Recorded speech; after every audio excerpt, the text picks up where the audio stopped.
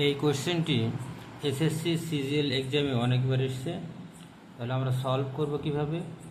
আমরা 0.05কে এ ধরব, 0.05 equal to এ ধরব এবং 0.04কে ইকুয়াল টু বি ধরব।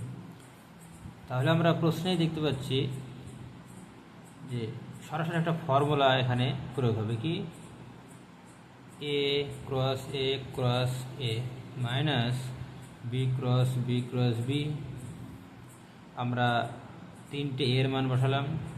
এবার A cross A plus A B plus B cross B. তিনটে এর গুণফল হবে এ কিউ এবং তিনটে বি এর গুণফল হবে বি কিউ।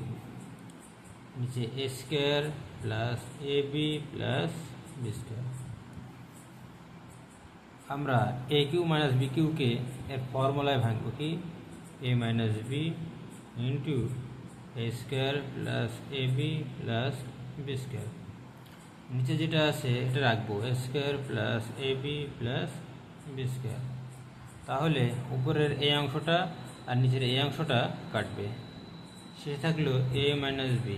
এবার আমরা এ এবং বি এর মান বসাবো। এর মান হচ্ছে 0.05, বি এর মান হচ্ছে 0.04।